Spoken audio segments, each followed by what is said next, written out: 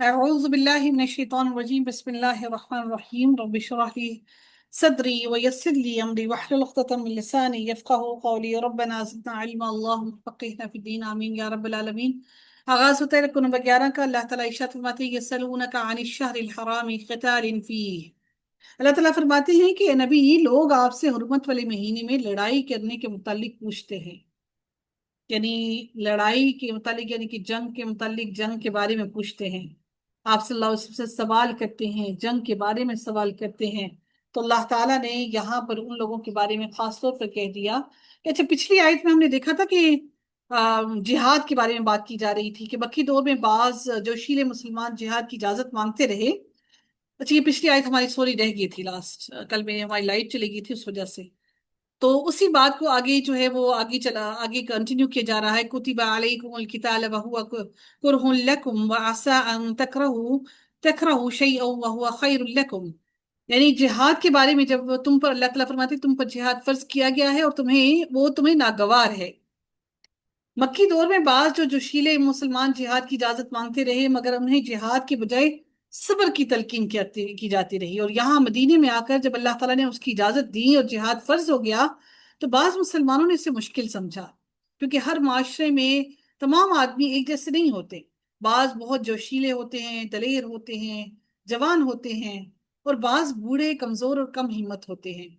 یہ خطاب اسی دوسری قسم کے لوگوں سے ہے، اور انہیں سمجھایا جا رہا ہے کہ جو چیز تمہیں بری معلوم ہوتی ہے، ہو سکتا ہے کہ وہ اس وقت تمہیں بری محسوس ہو رہی ہو، لیکن وہ در حقیقت تمہارے حق میں بہتر ہو، مفید ہو، تمہاری آنے والی نسلوں کے لیے بہتر ہو۔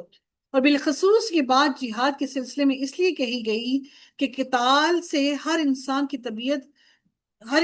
جو ہے وہ نفرت کرتا ہے، قتال جنگ و جدل سے، لڑائی جھگڑے سے، کیونکہ زندگی سے پیار ہر جاندار کی فطرت میں داخل ہے۔ ہر جاندار، چاہے وہ انسان ہو، جانور ہو، حشرات ہو، کوئی بھی ہو، ہر ایک جاندار کو اپنی زندگی عزیز ہے۔ اور بظاہر ہر انسان کو ایسا معلوم ہوتا ہے کہ جہاد میں جان اور مال دونوں کا نقصان ہے، حالانکہ یہی جہاد کسی قوم کو تقویت دیتا ہے، کسی قوم کو قوت عطا کرتا ہے، اور شہید کی موت قوم کی حیات ہوتی ہے۔ ایک انسان شہید ہوتا ہے تو پوری کی پوری قوم اور نسلیں اس کی بہادری کی وجہ سے بچ جاتی ہیں۔ اسی لیے کتاب اور سنت میں جہاد کو بہت افضل عمل قرار دیا گیا ہے، اور بعض لوگ تو اسے اس قدر اہمیت دیتے ہیں کہ جہاد کو فرض کفایہ کے بجائے فرض عین سمجھنے لگے ہیں، اور اسے اسلام کا چھٹا رکن سمجھتے ہیں، لیکن ان کا انداز فکر درست نہیں ہے۔ جہاد افضل الاعمال ہونے کے باوجود فرض عین نہیں ہے، اور نہ اسلام کا چھٹا رکن ہے یہ جہاد۔ اب اللہ تعالیٰ نے اسی بات کو یہاں پر ذکر فرمایا کہ تم پر قتال فرض کر دیا گیا، حالانکہ وہ تمہارے لیے ناپسندیدہ ہے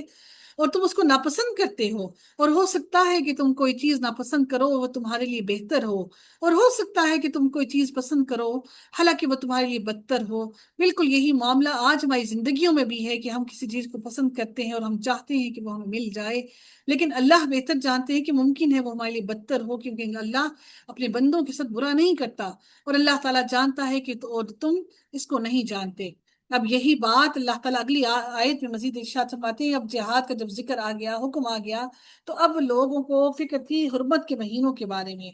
کہ رسول اللہ صلی اللہ علیہ وسلم سے سوال کرتے ہیں حرمت کے مہینوں میں کہ قتال یعنی جنگ کرنا اس مہینے میں کیا ہے، کیا کریں؟ تو اللہ تعالیٰ نے فرمایا کہ اے نبی آپ کہہ دیں کہ اس میں قتال کرنا، جنگ کرنا کبیرہ گناہ ہے، اور اللہ تعالیٰ کی راہ سے روکنا اور اس کے ساتھ کفر کرنا، اور مسجد حرام سے روکنا اور اس کے ساتھ اس کے رہنے والوں کو وہاں سے نکالنا، یعنی جو مکہ میں رہنے والے ہیں اہل مکہ کو وہاں سے نکالنا، اللہ تعالیٰ کے نزدیک اس سے بھی زیادہ بڑا ہے۔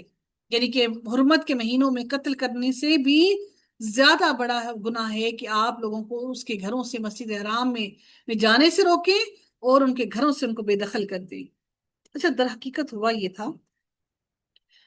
کہ رسول اللہ صلی اللہ علیہ وسلم نے 8 آدمیوں پر مشتمل ایک دستہ جمادی الثانی کے 2 ہجری کے آخر میں نخلا کی طرف بھیجا، جو مکہ اور طائف کے درمیان ایک مقام ہے۔ کفار مکہ کی نقل و حرکت کے متعلق معلومات حاصل کرے تاکہ وہ وہاں جا کر، کیونکہ ان کی طرف سے مدینہ پر چڑھائی کا ہر وقت ایک خطرہ موجود رہتا تھا۔ اس دستے کو کفار کا ایک تجارتی قافلہ ملا جن پر انہوں نے حملہ کر دیا اور ایک آدمی کو قتل کر دیا۔ اور باقی لوگوں کو گرفتار کر کے مال سمیت رسول اللہ صلی اللہ علیہ وسلم کے پاس مدینہ لے آئے، جس کا آپ صلی اللہ علیہ وسلم کو بہت افسوس ہوا، کیونکہ آپ صلی اللہ علیہ وسلم نے صرف معلومات حاصل کرنے کے لیے بھیجا تھا، لڑنے کے لیے نہیں بھیجا تھا۔ جس دن یہ لڑائی کا واقعہ ہوا اس دن مسلمانوں کے خیال کے مطابق 30 جمادی الثانی تھا،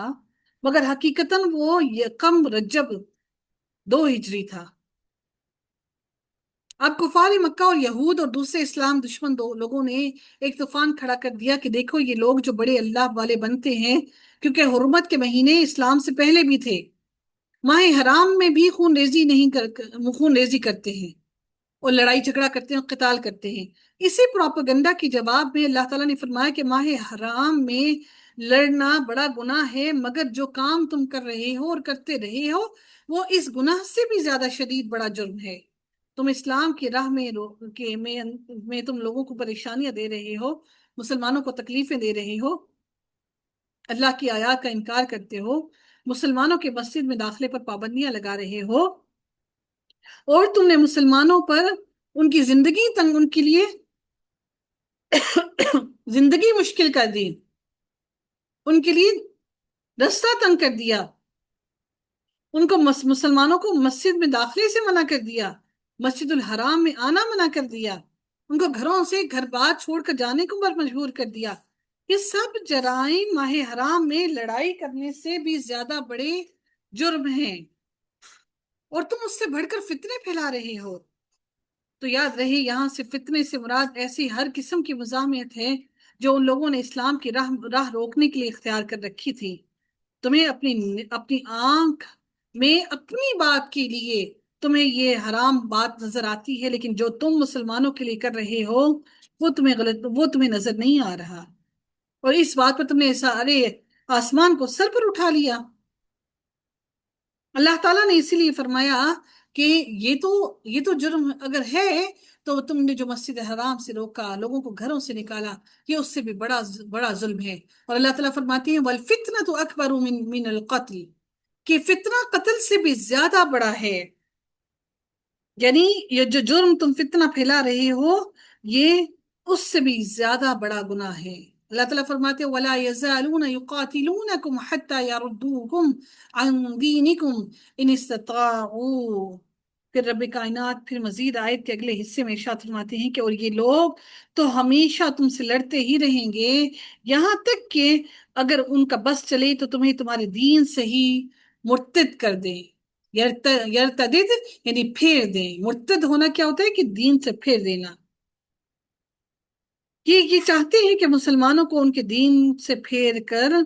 اور یہ چاہتے ہیں کہ ان کے دین سے پھیر کر ان کو مشرک بنا دیں۔ اللہ تعالیٰ فرماتے ہیں کہ اور تم میں سے اگر کوئی اپنے دین سے ہٹ گیا، اپنے دین سے دور ہو گیا، اپنے دین کو چھوڑ دیا، اور پھر چھوڑنے کے بعد فَيَمُتْ فَهُوَ كَافِرٌ، اور پھر وہ اس حالت میں مرے کہ وہ کافر ہی ہو، تو ایسے لوگوں کے اعمال دنیا اور آخرت دونوں میں ضائع ہو گئے۔ جس طرح اسلام لانے سے پہلے سابقہ گناہ معاف کر دیے جاتے ہیں، اسی طرح اسلام سے پھر جانے والے کے لیے بھی اس کی تمام نیکیاں برباد ہو جاتی ہیں، اللہ یہ کہ پھر سے توبہ کر کے وہ مسلمان ہو جائے، اور جب نیکیاں برباد ہو گئیں تو باقی صرف اور صرف گناہ ہی بچ جائیں گے،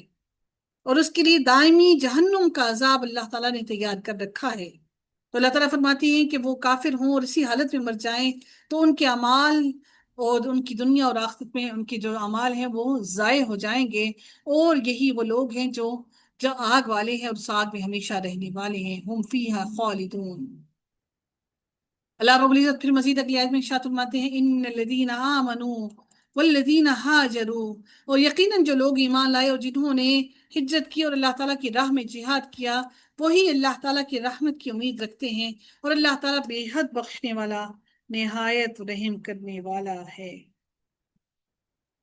یہ آیت دراصل مجاہدین کی اسی دستے کے متعلق ہے جنہیں نخلا کی طرف بھیجا گیا تھا۔ ان مجاہدین کو یہ تردد تھا کہ آیا اس جہاد کا ثواب بھی ملتا ہے یا نہیں، کیونکہ اس میں 2 غلطیاں ہو گئی تھیں۔ ایک یہ کہ انہوں نے رسول اللہ کی اجازت کے بغیر جہاد کیا، دوسری غلطی یہ کی کہ یہ یکم رجب یعنی کہ ماہ حرام میں کیا۔ تو जिसका उन्हें पता नहीं था, तो अल्लाह ताला ने फरमाया उन्हें अल्लाह की रहमत का उम्मीदवार होना चाहिए, क्योंकि अल्लाह ताला गलतियों को माफ कर देने वाला मेहरबान है। अल्लाह ताला फरमाते हैं कि जिहाद दरअसल हर उस कोशिश का नाम है जो इस्लाम की राह में इंसान के लिए जो रुकावटें, मुश्किलें और तकलीफें बर्दाश्त की जाती हैं, वो सब के सब जिहाद हैं। जरूरी नहीं है कि आप अपने माल दौलत और जिस्म के साथ जिहाद के रास्ते में निकल जाएं, बल्कि आज जो आप अपनी जात के साथ जिहाद के लिए अपनी नफ्स के साथ जिहाद कर रहे हैं, ये सबसे अफजल तरीन जिहाद है। क्योंकि अपना आराम, अपना तकलीफ, अपना सब कुछ छोड़कर अल्लाह ताला की राह में आए हैं, कुरान को सीखने के लिए आए हैं।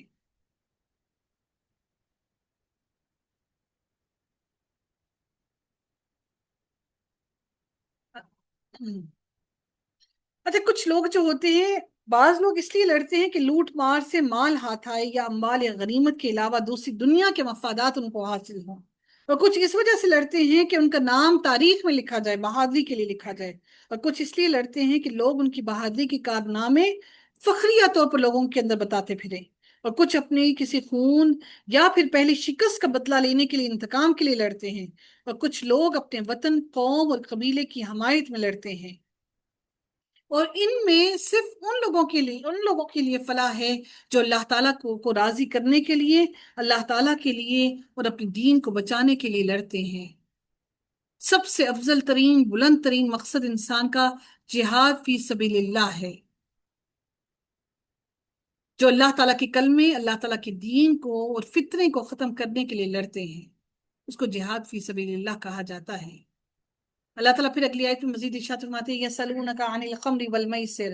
वो आपसे सवाल करते हैं शराब और जुए के बारे में। ए नबी, आप कह दें कि उन दोनों में बड़ा गुनाह है।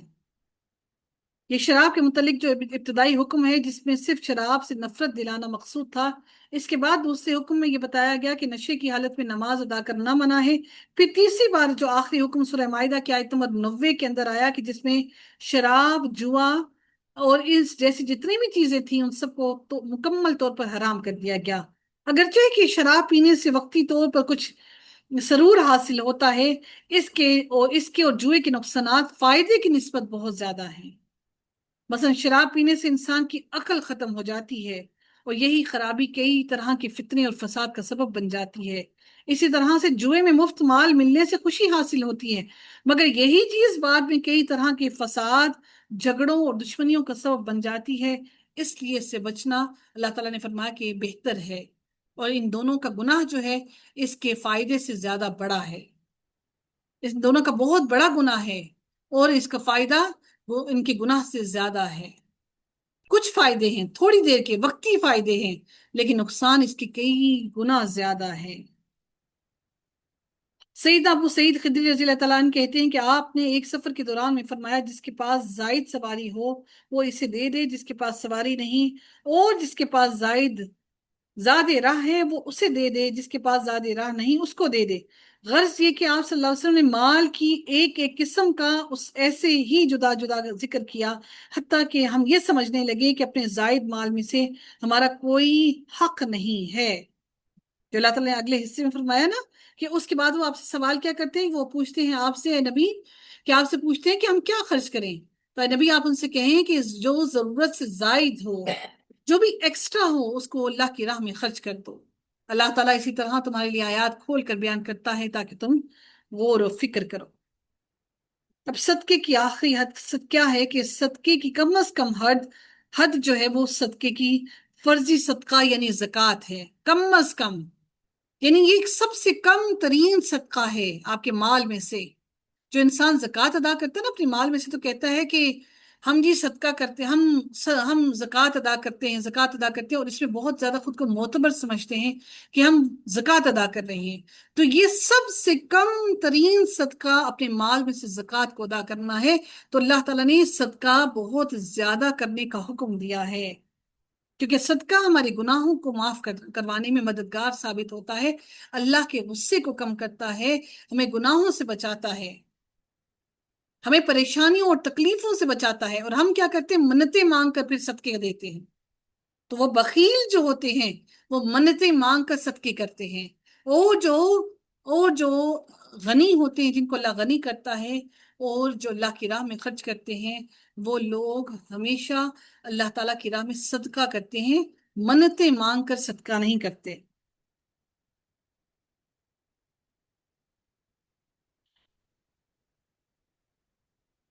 اللہ رب العزت پھر اگلی آیت میں فرماتے ہیں کہ اللہ تعالیٰ اسی طرح تمہاری آیات کھول کر بیان کرتا ہے تاکہ تم غور و فکر کرو دنیا اور آخرت کے بارے میں۔ فی الدنیا والآخرہ ویسألونک عن الیتامی، وہ آپ سے سوال کرتے ہیں یتیموں کے بارے میں۔ اللہ تعالیٰ فرماتے ہیں قل، اے نبی آپ کہہ دیجئے اصلاح لہم خیر، آپ کہہ دیں کہ ان کے لیے کچھ نہ کچھ سنوارتے رہنا بھلائی کا کام ہے۔ اب یہاں پر خاص طور پر کیا ذکر کیا گیا کہ یتیموں کے بارے میں سوال کرتے ہیں، یہ پوچھتے ہیں آپ سے، نبی کریم صلی اللہ علیہ وسلم سے، کہ یتیموں کے بارے میں سوال کرتے ہیں، یہ کہ یتیموں کے اوپر کیا خرچ کریں اور ان کے ساتھ کیا معاملات کریں۔ سنوارتے رہنے سے مراد یہ ہے کہ یتیموں کی اچھی پرورش کریں اور انہیں بھلائی اور طریقے، ان کو مال اور اسباب کے طریقے اور ان کی تمام چیزوں کے کام احوال سکھاتے رہیں، تاکہ وہ خود سمجھدار ہو کر آگے اپنی زندگیوں کے لیے انڈیپینڈنٹ ہو سکے۔ ایسا نہ ہو کہ تم ان کے مال کو اپنے پاس رکھنے کے لیے ان کو انڈیپینڈنٹ کرنا نہ چاہو، تاکہ تم ان کے مال سے فائدہ اٹھاتے رہو۔ اسی لیے اللہ تعالیٰ نے فرمایا کہ آپ کہہ دو کہ ان کے لیے کچھ نہ کچھ سنوارتے رہنا بھلائی کا کام ہے، اور اگر تم انہیں ساتھ ملا لو تو وہ تمہارے بھائی ہیں، یعنی کہ تم اگر ان کو اپنے ساتھ ملا کر کھانا کھا لو تو وہ تمہارے بھائی ہیں۔ واللہ یعلم المفسد من المصلح، اللہ تعالیٰ فرماتے ہیں اور اللہ تعالیٰ بگاڑنے والے کو سنوارنے والے سے خوب جانتا ہے، اور اگر اللہ تعالیٰ چاہتا تو تمہیں ضرور مشقت میں ڈال دیتا، یقیناً اللہ تعالیٰ سب پر غالب کمال حکمت والا ہے۔ اس سے پہلے یتیموں کے بارے میں دو حکم نازل ہو چکے تھے، ایک یہ کہ یتیموں کے مال کے قریب بھی نہ جاؤ، سورہ الانعام میں اللہ تعالیٰ نے ارشاد فرمایا، اور دوسرا یہ کہ جو لوگ یتیموں کا مال کھاتے ہیں وہ اپنے پیٹ میں آگ بھرتے ہیں، جو کہ سورہ نساء میں ہے۔ لہٰذا مسلمان یتیموں کے بارے میں سخت محتاط ہو گئے اور ان کے مال اپنے مال سے بالکل الگ کر دیے، کہ اسی سے ان کا کھانا پینا اور دوسری ضروریات پوری کی جائیں، مگر اس طرح بھی یتیموں کا بعض صورتوں میں نقصان ہو جاتا تھا، مثلا ان کے لیے کھانا پکایا، جو کھانا بچ جاتا وہ ضائع ہو جاتا۔ ایسے ہی صورتحال سے متعلق رسول اللہ سے جب سوال کیا گیا تو اللہ تعالیٰ نے اس کا یہ جواب دیا کہ اصل میں یتیموں کی اصلاح اور بھلائی مقصود ہے، جس صورت میں وہ میسر آئے وہ تم اختیار کر سکتے ہو۔ اگر تم ان کے مال اپنے مال میں ملانا مناسب سمجھتے ہو تو کوئی بھی حرج نہیں، آخر وہ تمہارے بھائی ہیں، یعنی تم ان کا مال ملا بھی سکتے ہو، الگ بھی کر سکتے ہو، کچھ ملا لو یا بعض حالتوں میں ان کا مال الگ کر دو، ہر صورت درست ہے، بشرط یہ کہ تمہاری اپنی نیت خیر کی ہو اور اصل مقصود یتیم کی بھلائی ہو، اور اللہ اسے خوب جانتا ہے۔ اور اگر اللہ تعالیٰ چاہتا تو کئی طرح کی پابندیاں عائد کر کے تم پر سختی کر سکتا تھا، یہ اس کی حکمت اور رحمت ہے کہ اس نے تمہیں ہر طرح کی صورتحال کی اجازت دے دی۔ اب اللہ تعالیٰ اگلی آیت میں فرماتے ہیں وَلَا تَنْكِحُوا، اب معاشرتی طور پر بھلائی کی باتیں ہو رہی ہیں، تو اللہ تعالیٰ فرماتے ہیں اور تم مشرک عورتوں سے نکاح نہ کرو، کیونکہ مرد اور عورت کے درمیان نکاح کا تعلق جو ہے وہ بہت اہم ترین ہے، اور اس سے معاشرے اور اس سے خاندان جو ہے وہ بڑھتے ہیں۔ اسی اللہ تعالیٰ نے فرمایا کہ سب سے پہلی بات کیا ہونی چاہیے کہ مومن عورت سے شادی کی جائے، نکاح کی جائے، مشرکہ سے نکاح نہ کیا جائے، یعنی شرک کرنا کتنی اہم ترین بات ہے کہ مشرکات، ان شرک کی بات کی گئی ہے۔ کیا ہم لوگ جب نکاح کرتے ہیں تو کیا ہم لوگ یہ دیکھتے ہیں کہ جن سے نکاح کیا جا رہا ہے کہ وہ مشرک تو نہیں ہے؟ یعنی شرک سے روکا گیا کہ اور تم مشرک عورتوں سے نکاح نہ کرو یہاں تک کہ وہ ایمان نہ لے آئے، یعنی مکمل طور پر دائرہ اسلام کے اندر داخل نہ ہو جائے، ہر طرح کی شرک سے پاک نہ ہو جائیں۔ یعنی مسلمان بھی شرک کرتے ہیں تو مشرک عورت سے نکاح جائز نہیں ہے۔ وَلَا أَمَةٌ مُؤْمِنَةٌ خَيْرٌ مِّن مُشْرِكَةٍ، اللہ تعالیٰ فرماتے ہیں اور مومن لونڈی ایک مشرک عورت سے بہتر ہے۔ شرک کی بات کی جا رہی ہے، غور طلب بات ہے۔ اللہ نے قرآن میں کہہ دیا کہ مشرک عورت سے نکاح نہیں جائز،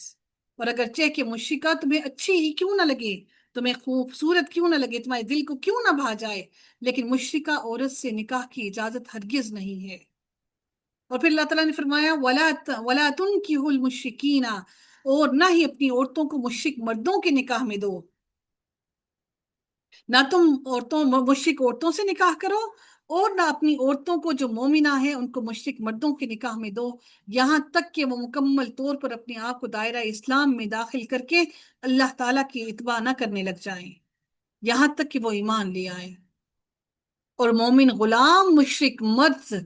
سے بہتر ہے، اگرچہ کہ مشرک مرد تمہیں اچھا کیوں نہ لگے، یعنی مال میں، دولت میں، خوبصورتی میں، چاہے وہ تمہیں اچھا لگے لیکن جو تمہارے دین کو، تمہارے ایمان کو ٹٹول خراب کرنے پر آ جائے تو پھر وہ تمہارے لیے بہتر ہرگز نہیں، کیونکہ تم اگر ایک مشرک کے گھر میں جاؤ گی تو یقیناً آہستہ آہستہ تمہارے اندر بھی مشرکانہ صفات آ جائیں گی۔ اللہ تعالیٰ فرماتے ہیں وہ لوگ آگ کی طرف بلاتے ہیں، اولئک یدعون الی النار، وہ لوگ تمہیں آگ کی طرف بلاتے ہیں، واللہ یدعو الی الجنہ، اور اللہ تعالیٰ تمہیں جنت کی طرف اور مغفرت کی طرف بلاتا ہے، اپنے حکم سے جنت اور مغفرت کی طرف بلاتا ہے۔ اللہ تعالیٰ نے یہ حکم اسی لیے دیا کہ تم جنت کی طرف آؤ اور اللہ کی مغفرت کی طرف آؤ۔ وَيُبَيِّنُ آيَاتِهِ لِلنَّاسِ لَعَلَّهُمْ يَتَذَكَّرُونَ،